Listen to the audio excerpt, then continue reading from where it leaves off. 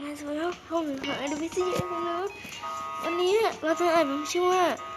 เทอร์โดอันนันต้าอัลติเมทนั่นแหละคือผมไม่รู้ผมจะอัดแบบอะไรแล้วคือผมได้อัดแบบอะไรนะนั่นแหละผมอัดแบบอะไรนะจำไม่ได้แล้วนั่นแหละแล้วทีมันอัดไม่ได้สักทีผมก็ได้มาอัดแบบไม่แทนแล้วมันได้1 ครั้งแรกมันไม่ได้ครั้งที่2ได้เฉยวันนี้คือแบบนี้คือจำลองการหนีทอร์นาโดนั่นแหละทอร์นาโดนั่นแหละแบบเนี้ยไม่มีแล้วมั้งแค่แบบบางแมปเขาก็อันนั้นแล้วอะบางแมปเขาก็มีเซิร์ฟเวอร์ VIP ฟรีแต่ก็ไม่รู้ดิมันแจ้งเต็มอีกแล้วอะมันเคยดูแล้วกันว่าโทรศัพท์ผมมันแจ้งเต็มตลอดเลยก็คือผมไม่มีเวลาโทรอัดเลยวันนี้ผมไม่รู้จะมีกี่คลิปนะนั่นคือผมเรียนออนไลน์แต่ว่าผมมีเวลาอัดแค่15 นาทีหรือเปล่าจำไม่ได้ต้องไปตารางเรียนใหม่แล้วโอ้ย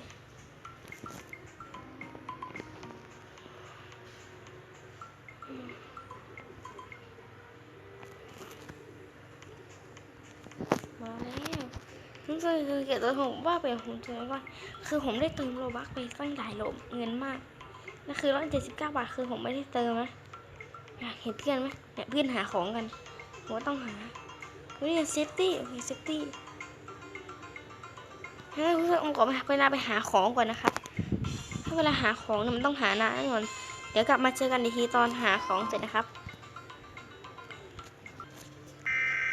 โอ้คือผมหาของไม่เจอสักอันแล้วทอร์นาโดมันก็มาแล้วด้วยหาของไม่เจอเลยทอร์นาโดนี่ไงแอนิเมชั่นสมจริงๆเสียเพลงโอ้ไม่พายุไฟโอ้โหพายุไฟเดี๋ยวโอ้โหพายุไฟท่านชมดูมันไม่เคยมีพายุไฟอันนี้มาก่อนวิ่งโอ้โหอย่าเข้ามาใกล้เดี๋ยวมันแลกอย่าโอ้โหดูคนที่อยู่ในนั้นดิดุมากโอ้โหเฮ้ยอย่ามันไล่ตามจี้ตูดเราดูครับหนุ่มวิ่งขนาดกดชิปเนี่ยดูมันมีปุ่มให้2 ปุ่มเนี่ยกดอย่าหันหลังเนี่ยมันมี2 ปุ่มก็กดไปนี่กดแล้วเอ้ยนี่แค่อันนั้นกุญแจที่อยู่ในตู้เซฟด้านล่างที่ผมบอกคุณตอนนั้นไปอ่ะนั่นแหละที่สามารถรอดได้แค่อันที่เดียวหรือไม่ก็วิ่งหนีวิ่งอย่ามาเนี่ยคือเห็นว่าผมเดินที่เราไปแล้ว11 รอบนั่นคือผมได้เล่นมาล่วงหน้าแล้วก็คือผมก็ไม่ได้อัดเอาเพื่อนเป็นไรอ่ะเอาเพื่อนตกจากที่สูงแล้วก็เจ็บขาส่วนคนนี้กระดูกหักไปที่เรียบร้อยแล้ว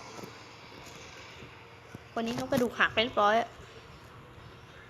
ถ้าคุณอยากรู้ว่ากระดูกตัวเองหักหรือว่าไม่หักกดที่รูปกระดูกกดโอ้โหถ้าจะผ่าขนาดนี้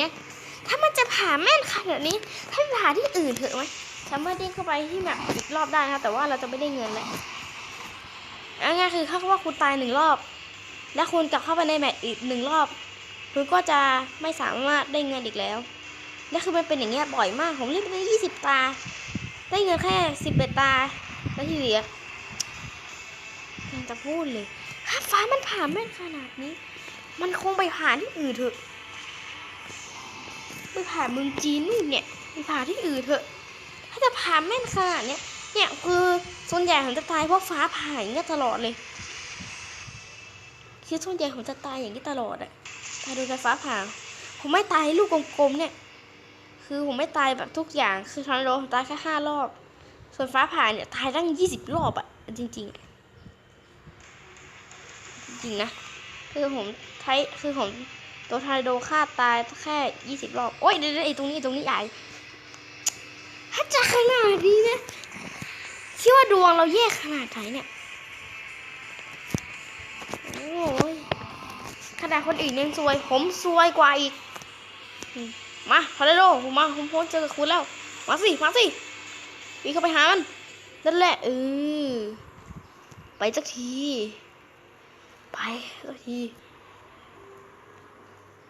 โอ้ยก่อนจะได้ไปก่อนมันจะไปใช้เวลานานโคตรเนี่ยคือผมเปลี่ยนตัวละครใหม่ดูนี่เสื้อปิกาชาถ้าใครอยากซื้อเสื้อนี้เดี๋ยวผมจะทิ้งลิงก์ไว้ให้เขาแล้วครับเป็นการซัพพอร์ต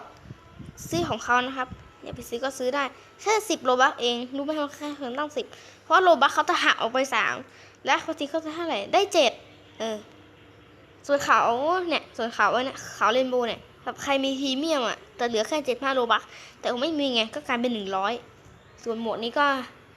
ส่วนหัวนี่ก็50ส่วนแมวนี่ก็15 โลบัคส่วนกระเป๋านี่ผมก็ได้ฟรีมาเนี่ยเดี๋ยวผมจะทิ้งลิงก์ของเขาลิงก์กลุ่มเสื้อของเขาไว้นะครับใครอยากไปซื้อก็ซื้อได้นะครับนี่ไงโปรโมทให้เขาให้พี่กาชาดูคลิปผมก็อย่าลืมไปกดกระดิ่งผมด้วยนะแล้วใครไม่รู้ว่าพี่กาชาคือใครเหรอเป็นยูทูบเบอร์1 คนที่ผมชอบมากแล้วคือเขาอัดโลบ็อกได้แบบโคตรอีพิกมากเลยแล้วใครไม่รู้ว่าพี่กาชาคือใครครับเดี๋ยวผมจะทิ้งลิงก์ของช่องเขาไว้กันแล้วกันใครไม่รู้ว่ากาชาคือใครลองไปดูเองถ้าใครอยากไปกดติดตามช่องกาชาเนี่ยผมจะทิ้งลิงก์ไม่เหมือนกันนั่นแหละเหมือนกันนั่นแหละงั้นผมขอไปหาของก่อนระหว่างที่รอไม่ต้องหรอกนี่ไงเซนทรีคีย์นี่แต่ยากถ้าคือว่าคุณโดดที่สูงอะปุ๊บกระดูกขาคุณจะหักแบบเป็นแบบง่อยอะแบบวิ่งไม่ได้แล้วพอโดดอีกรอบนึงคือกระดูกคุณจะหักเลยแล้วตัวคุณก็จะแดงแล้วคุณก็ไม่สามารถขยับไปไหนได้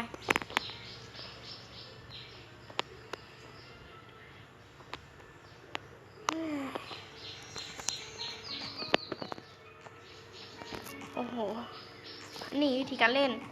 ให้หานี่ไงหาเซนตี้คีย์เพื่อไปลงในนี้มันจะปรากฏแถวๆนี้คือสปอนเราจะสปอนตรงนี้เป็นผมนะ